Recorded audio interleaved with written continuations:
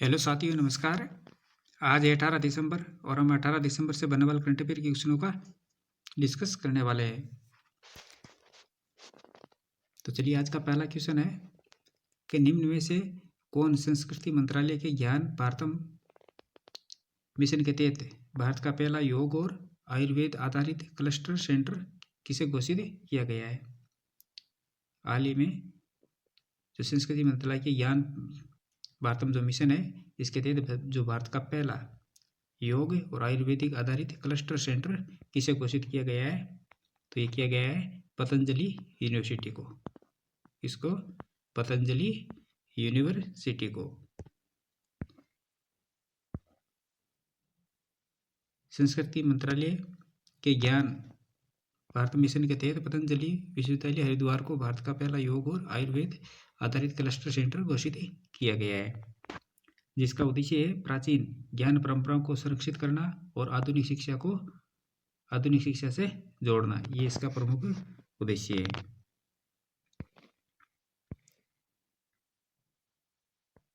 Next question है कि किस देश के राष्ट्रीय व्यंजन को यूनेस्को द्वारा मान्यता प्राप्त पहली राष्ट्रीय खाद्य परंपरा घोषित किया गया है? किस देश के राष्ट्रीय व्यंजन को यूनेस्को द्वारा मान्यता प्राप्त पहली राष्ट्रीय खाद्य परंपरा घोषित किया गया है? किया गया है इटली के। इस देश के इटली के। ऑप्शन नंबर 3 इसका राइट आंसर हो जाएगा।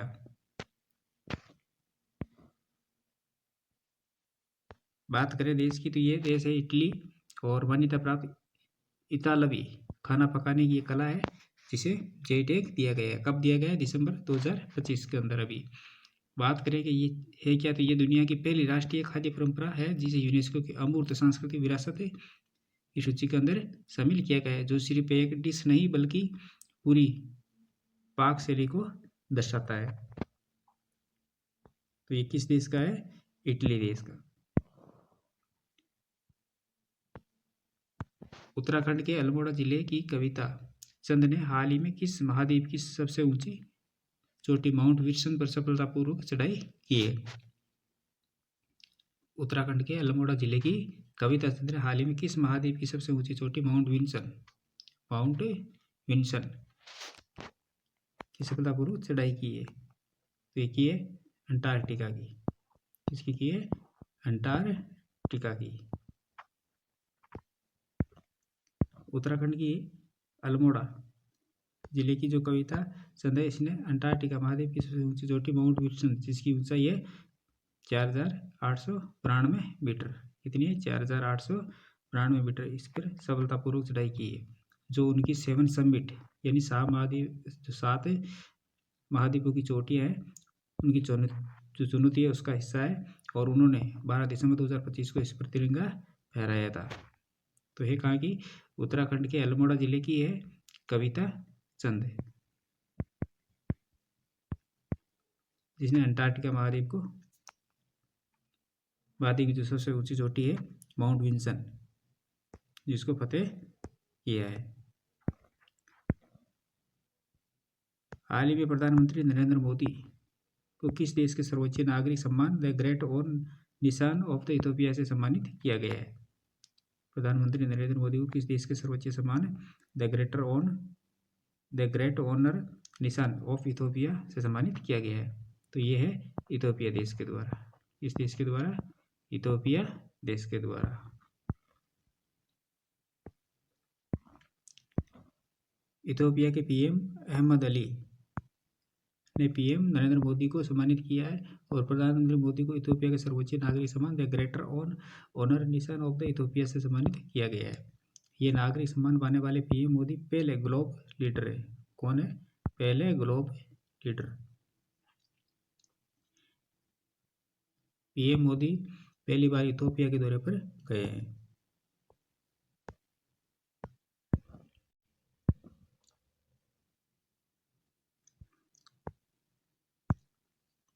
किसे नवंबर महीने के लिए आईसीसी महिला प्लेयर ऑफ द मंथ का पुरस्कार दिया गया है? हाल ही में किसे नवंबर महीने के लिए आईसीसी महिला प्लेयर ऑफ द मंथ का पुरस्कार से सम्मानित किया गया है? किसे दिया गया है? ये दिया गया है शेफाली वर्मा को। इसको दिया गया सैफ अली वर्मा को।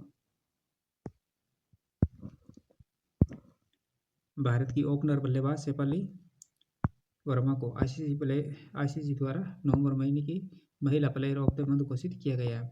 ये सम्मान उन्होंने जो महिला विश्व कप फाइनल के अंदर उनके निर्णायक प्रदर्शन के लिए मिला है, जिसने भारत को पहली बार अपने घर में विश्व कप का खिताब दिलाया था।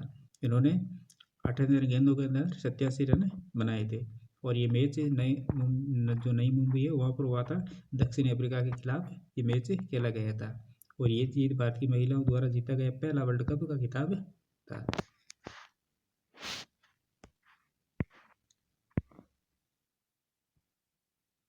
हाल ही में चिली के नए राष्ट्रपति किसे चुना गया है? हाल ही में चिली देश के जो नए राष्ट्रपति है वो किसे चुना गया है? तो ये चुना गया है जोस एंटोनियो कास्ट को। किसको चुना गया है? जोस एंटोनियो कास्ट को।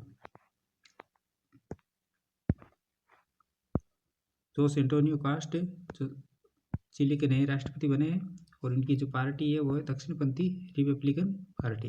पार्टी कौन सी है? दक्षिणपंथी रिपब्लिकन पार्टी है। और कास्ट को 99.33 में से 58.18% वोट मिले हैं और 11 मार्च 2026 को राष्ट्रपति पद की जिम्मेदारी संभालेंगे। और इनके जो विपक्ष के नेता थे वो जीनेट जारा, इनको 41.82% वोट मिले थे और उनकी जो पार्टी थी वो सत्ताधारी वामपंथी गठबंधन ये उनकी पार्टी थी। और मिशेल जो बाचेलेट जो चिली की पहली महिला राष्ट्रपति थी, मिशेल बाचेलेट जो है वो चिली की पहली महिला राष्ट्रपति थी और उन्होंने 2006 से 2010 तक और फिर 2014 से 2018 तक 2 बार पदभार संभाला है।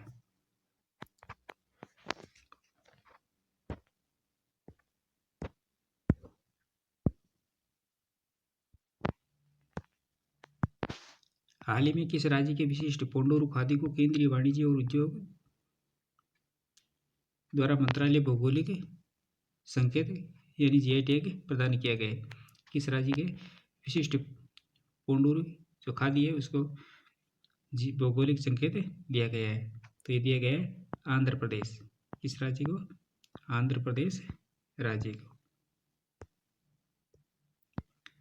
आंध्र प्रदेश का विशिष्ट पोंडोरू खादी है जो हाथ से काते और हाथ से बुने हुए सूती कपड़ों के लिए प्रसिद्ध है, जो केंद्रीय वाणिज्य और उद्योग मंत्रालय द्वारा भौगोलिक संकेत इसको प्रदान किया गया है। और ये आंध्र प्रदेश के श्री काकुलम जिले के पोंडूरू गांव में से संबंधित है। बात करें कि पोंडूरू जो खादी है ये है क्या? तो खादी एक पारंपरिक हाथ से काती और हाथ से बुनी हुई सूती कपड़ा है जो अपनी अत्यंत और महान बनावट और मजबूती के लिए प्रसिद्ध है।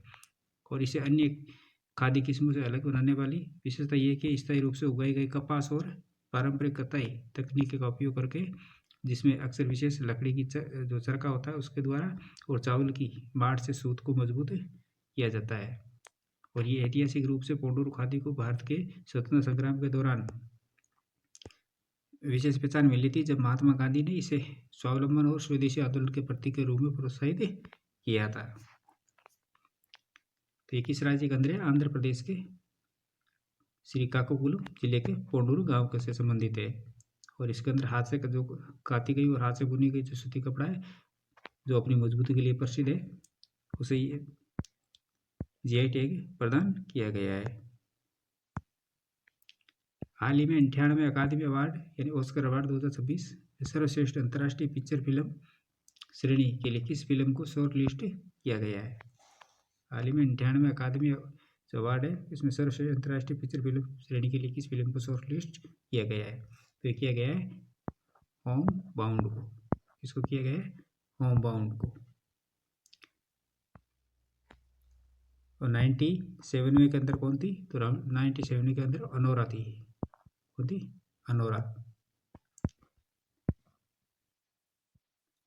नीरज गायवान द्वारा निर्देशित होम डाउन में ईशा खट्टर और विशाल जेठवा मुख्य भूमिकाओं में है, जबकि जानवी कपूर एक महत्वपूर्ण सहायक भूमिका निभा रही है।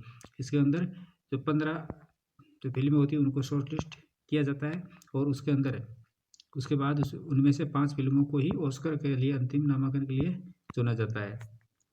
और फिल्म होमबाउंड को पहले ही अंतर्राष्ट्रीय स्तर पर जबरदस्त सराहना मिल चुकी है और इसका प्रीमियर कॉन्स फिल्म फेस्टिवल 2025 के प्रतिष्ठित अनसर्टेन रिगार्ड सेक्शन में हुआ है, जिसे विश्व सिनेमा का सबसे अधिक सम्मानित मंचों में गिना जाता है। और इसके बाद फिल्म को टोरंटो इंटरनेशनल फिल्म फेस्टिवल के अंदर भी प्रदर्शित किया गया और जहां इसे इंटरनेशनल ऑडियंस चॉइस अवार्ड में सेकंड रनर अप सम्मान मिला है।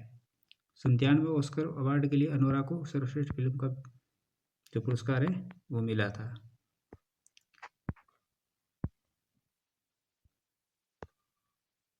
प्रीवियसली क्वेश्चन का रिवीजन कर लेते हैं। तो हाल ही में कैबिनेट द्वारा मनरेगा का नाम बदलकर विकसित भारत गारंटी फॉर रोजगार एंड आजीविका मिशन ग्रामीण रखने की मंजूरी दी गई है। और अभी हाल ही के अंदर कोलकाता शहर के अंदर फुटबॉल के महान खिलाड़ी लियोनेल मेसी की दुनिया की सबसे ऊंची प्रतिमा का अनावरण किया गया है, जो 70 फुट की ऊंची है। और चंडीगढ़ यूनिवर्सिटी ने राजस्थान में आयोजित 5वें खेलो इंडिया यूनिवर्सिटी गेम्स 2025 का खिताब जीता है। कोपरा जलाशय जो हाल ही के अंदर जो छत्तीसगढ़ राज्य का जो है वो छत्तीसगढ़ राज्य का पहला रामसर साइट घोषित किया गया है और दुनिया का और भारत का 95वां। और जो 96वां है वो है सिलीसेट झील, जो राजस्थान के अलवर जिले के अंदर है। बिहार के पटना राज्य में भारत का पहला पावर म्यूजियम बनाया जाएगा। और हाल ही में अंग्रेजी शब्द स्लोप को मरियम वेबस्टर डिक्शनरी ने साल 2025 के लिए वर्ड ऑफ द ईयर चुना है। और इंडियन मिलिट्री एकेडमी देहरादून के से पास आउट होने वाली पहली महिला अधिकारी साई जादव बनी है। कौन बनी है? साई जादव। तो दोस्तों ये थी हमारी आज की क्लास। अगर वीडियो पसंद आए तो लाइक करें, शेयर करें, कमेंट करें और चैनल को सब्सक्राइब करें। Thank you so much.